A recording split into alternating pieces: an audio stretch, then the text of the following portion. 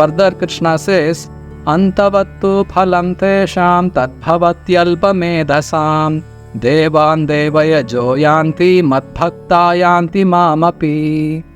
Men of small intelligence worship the demigods, and their fruits are limited and temporary. Those who worship the demigods go to the planets of the demigods, but my devotees ultimately reach my supreme planet. Here Krishna is telling that the benefits which a person gets by worshipping Devatas, they're all temporary and they're all material. They're not permanent benefits. By the end of the body, those benefits are also destroyed. Even the Devatas don't occupy those positions eternally as Devatas. When their punya is reduced, they also will have to give up those Devalokas, and they also will come down to earthly planets. So, the benefits given by the Devatas to the worshippers are antavat, means they are all limited and temporary. And those who worship the Devatas, they go to the planets of the Devatas and they live there with the Devatas for some time. Those who worship Krishna, they will go to Krishna Loka and live with Krishna forever.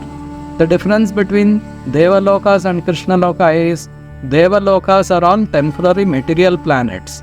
They will all get destroyed after some time.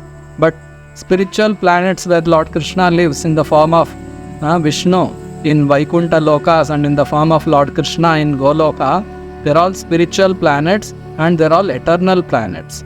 So once we reach Vaikuntha Lokas or Krishna Loka, we can live with Krishna forever without any destruction, without any pain, without any miseries. That's why it's called Vaikuntha Loka, a place where there is no anxiety.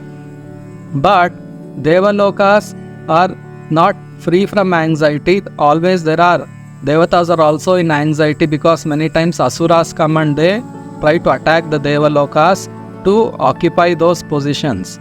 So Devatas are also full of anxiety, and Devalokas are also temporary. They also will get destroyed. So an intelligent man will understand these concepts very clearly, and instead of worshipping Devatas for some temporary material benefits, he directly surrenders to Lord Krishna and he tries to establish his eternal relationship as an eternal servant of Krishna and returns back to the spiritual world where he can live forever happily with Krishna. This is what Krishna wants from every living being. But those who are less intelligent, they don't want to surrender to Krishna. They don't want to accept that they're eternal parts of Krishna.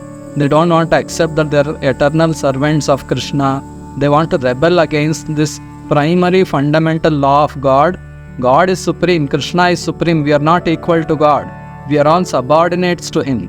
Those who break this fundamental law of God, they are in this material world and they try to live independently and try to enjoy independently. So that is why there is a lot of suffering in this material world. Even if we try to make all sorts of material arrangements by worshipping Devatas, we cannot live happily in this material world. This body itself is temporary, and all the material benefits that we may get by working hard and by worshipping Devatas, they are also temporary. Therefore Krishna is telling, Antavattu phalam tesham tadbhavati alpamedasan.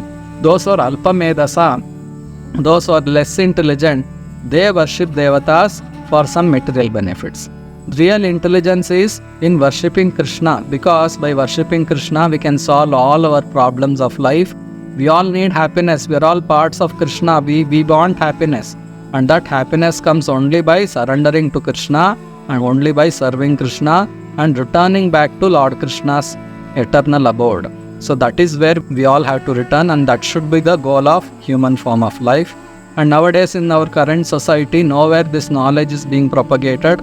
Everyone is in ignorance. They just want to earn money and they want to enjoy some material benefits. These are all actually the actions of less intelligent people, because we ourselves will die and the material benefits which we get, they are also temporary and limited. So we have to become intelligent. It's said in the scriptures, "Hey Krishna bhaje se bada chatur." Those who worship Krishna, they are very, very intelligent. So we all have to become intelligent by understanding our real benefit. We are all parts of Krishna. Our real benefit is in reconnecting with Krishna through love and devotion. So this is called Krishna consciousness. And in this age of Kali, we can connect with Krishna by chanting the Hare Krishna Maha Mantra. Hare Krishna, Krishna Krishna, Hare Hare, Hare Rama, Rama Rama, Hare Hare. This is the topmost yajna and very, very sublime, very, very easy method of worshipping Krishna, easy method of connecting with Krishna. Such a nice method is given for all of us to reconnect with the Supreme Lord and return back to Him.